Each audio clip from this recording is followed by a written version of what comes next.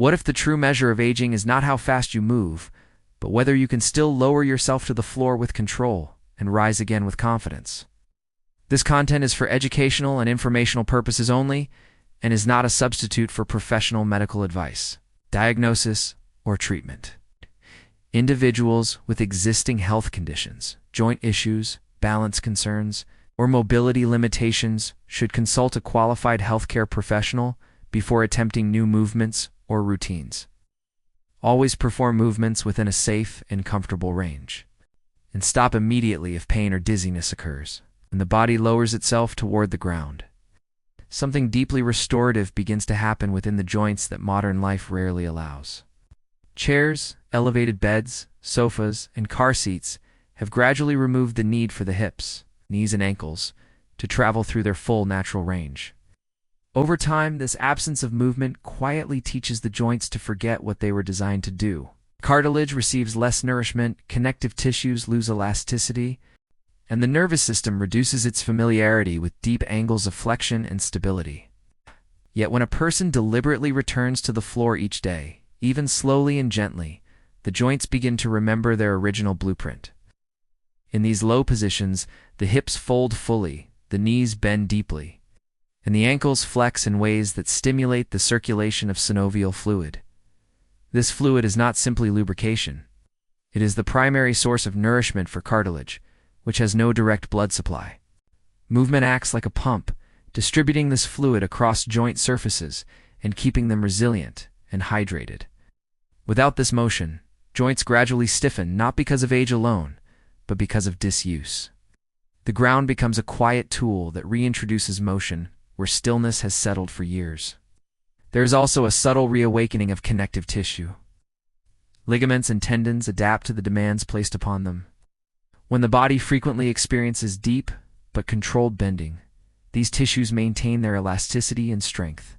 They learn to support the joint through a wide spectrum of positions rather than only the limited angles used in seated living.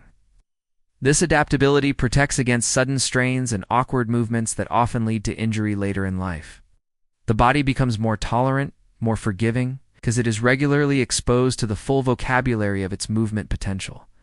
Equally important is the communication between the joints and the brain. Every time the body lowers toward the floor, thousands of sensory receptors in the muscles and connective tissues send information to the nervous system about position, pressure, and balance. This feedback refines coordination and reinforces stability. The brain maintains an accurate map of the body because the body continues to explore its environment in varied positions. In contrast, limited movement reduces this sensory dialogue, and the body becomes less certain of itself in unfamiliar postures. These ground-level positions are not extreme stretches or athletic feats. They are natural human shapes that were once part of daily life across many cultures. Squatting, kneeling, sitting close to the earth were ordinary resting positions before furniture redefined comfort. Returning to them is not about performance. It is about restoration. Joints experience gentle compression and release. The muscles lengthen and shorten through their intended ranges. And the nervous system regains confidence in positions that once felt effortless. Over time, this daily relationship with the ground preserves not only flexibility, but structural integrity. The hips remain capable of rotating and bending. The knees retain their capacity to support weight in deep angles, and the ankles continue to provide balance and shock absorption. What appears to be a simple act of lowering oneself becomes a daily reminder to the body that its full design is still required, still practiced, and still alive in motion. In a world that equates strength with motion, speed, and visible exertion, it is easy to overlook the profound power of stillness. Yet when the body holds a quiet, grounded posture close to the floor, an entirely different kind of strength begins to awaken beneath the surface. This strength does not announce itself through heavy breathing or rapid movement. It reveals itself through subtle, muscular engagement that supports the spine, steadies the pelvis, and aligns the body without strain. The muscles responsible for this work are deep, often unnoticed, and rarely challenged in daily seated living. When a person settles into a low stance or a seated floor posture and remains there calmly, the body must organize itself to prevent collapse. The spine lengthens naturally, the pelvis finds a neutral position, and small stabilizing muscles along the back. Abdomen and hips engage to maintain balance. These muscles are not the large, visible ones trained in conventional exercise. They are the quiet supporters that hold posture throughout the day. Protect the joints from excessive load and coordinate fine adjustments that keep the body upright and steady. Without regular engagement, they become dormant, allowing larger muscles to compensate in ways that often create tension and discomfort. Stillness in these postures demands endurance from these deep stabilizers. They learn to sustain gentle contraction over time, improving their capacity to support the body during standing, walking, and sitting. As this endurance grows, posture improves without conscious effort. The shoulders relax, the head aligns more naturally over the spine, and the lower back experiences less strain because the foundational support system has been restored. The body no longer relies on rigid stiffness to remain upright. It relies on balanced, distributed support. There is also a calming effect on the nervous system during these quiet holds. When movement slows and the breath deepens, the body shifts toward a state of parasympathetic balance. Muscles engage without urgency, and tension patterns that often accumulate during the day begin to soften. This calm engagement teaches the body that strength does not require force, can be developed through patience and awareness, allowing the mind and body to work together rather than in opposition. These positions also gently train balance without dramatic challenge. Small shifts in weight occur naturally as the body maintains its position, requiring constant micro-adjustments. These adjustments refine coordination between the muscles and the nervous system, improving stability in ways that are rarely achieved through rapid or forceful exercise. The body becomes more responsive, more adaptable, and less prone to sudden loss of control. Over time, the cumulative effect of these quiet holds becomes visible in how a person carries themselves. Standing becomes easier, walking feels lighter, and sitting for long periods causes less discomfort. The deep support system of the body remains active throughout the day because it has been trained through calm, sustained engagement rather than brief bursts of effort. What appears to be rest is, in fact, a subtle form of training that restores the body's natural ability to support itself with grace and efficiency. Balance is often mistaken for a matter of muscular strength, as though steady footing depends only on powerful legs or firm joints. In reality, balance is primarily a neurological skill, a continuous conversation between the body and the brain that determines where you are in space at every moment. This internal awareness, known as proprioception, operates quietly in the background of daily life. It allows you to step over obstacles without looking down, to shift weight without falling, and to adjust posture without conscious thought. Yet this system depends on regular stimulation through varied positions and subtle challenges. Without it, the dialogue weakens, and the body becomes less certain of itself in motion. When a person practices controlled stances that narrow the base of support, or gently shift weight from one leg to the other, thousands of sensory receptors in the feet, ankles, knees, and hips begin sending detailed information to the nervous system. These receptors report changes in pressure, angle, and alignment. The brain receives this data and responds by making rapid, precise adjustments through the muscles. This loop of feedback and correction sharpens coordination and refines the body's ability to remain upright, even when conditions change unexpectedly. Modern environments reduce the need for this system to work. Flat floors, supportive shoes, and long hours of sitting limit the variety of sensory input the body receives. As a result, the nervous system becomes less practiced at interpreting signals from the lower body. The first sign of this decline is often a subtle hesitation when stepping onto uneven ground or a feeling of instability during sudden movements. These are not signs of weakness alone, but signs that the internal map of the body has become less detailed. Simple, daily balanced stances reawaken this map. Standing with intention, shifting weight slowly, or holding positions that require gentle stabilization forces the nervous system to stay engaged. The body must remain alert, constantly interpreting feedback and making small corrections.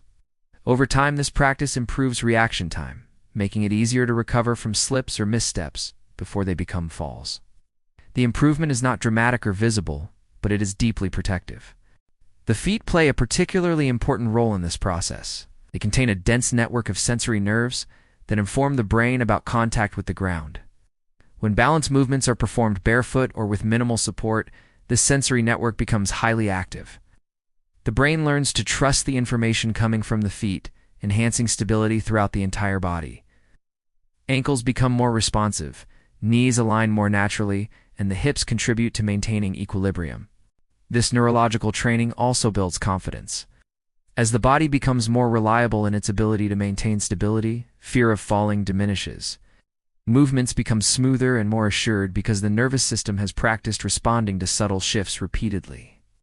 Balance is no longer a passive state, but an active skill maintained through gentle daily rehearsal. What appears to be a simple stance is, in truth, a sophisticated training session for the brain's ability to keep the body safe and steady in a changing world. The simple act of moving from standing to sitting, and from sitting back to standing, is one of the most underestimated indicators of functional independence. These transitions appear ordinary, yet they require a precise orchestration between breath, joints, muscles, and intention. When performed slowly and deliberately, they become a powerful form of training that preserves coordination and control throughout the body. Each descent toward the ground asks the hips to hinge, the knees to bend, the ankles to stabilize, and the spine to remain aligned. Each rise demands strength, balance, and timing, all working together in a seamless sequence. In daily life, many of these transitions are avoided or assisted by furniture, handrails, or momentum.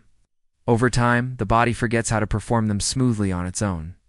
Muscles that once guided these movements become less responsive, and the nervous system loses familiarity with the sequence. What was once effortless begins to feel uncertain. It's not a sudden loss, but a gradual fading of coordination due to lack of practice. By intentionally rehearsing these transitions at a calm pace, the body relearns how to move through space with confidence and efficiency. Slow transitions emphasize control rather than speed. When the body lowers itself carefully, it must distribute weight evenly and maintain balance throughout the movement.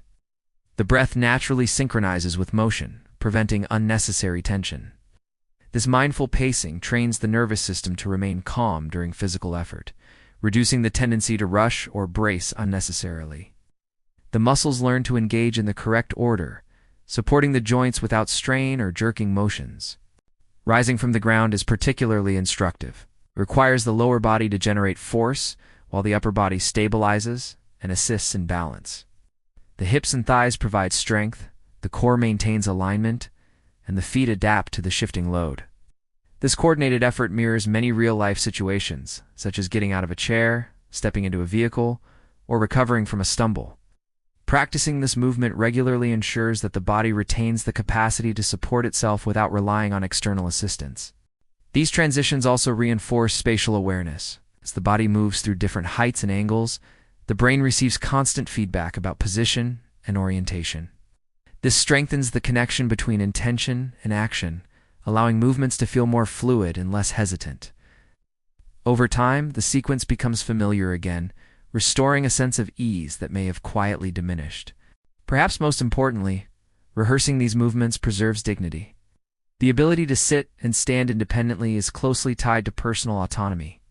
When the body remains capable of these basic actions, daily life remains accessible without fear or dependence. What appears to be a slow, simple motion becomes a rehearsal for lifelong self-reliance. Through calm repetition, the body maintains the coordination, strength, and confidence needed to navigate the ordinary moments that define independence.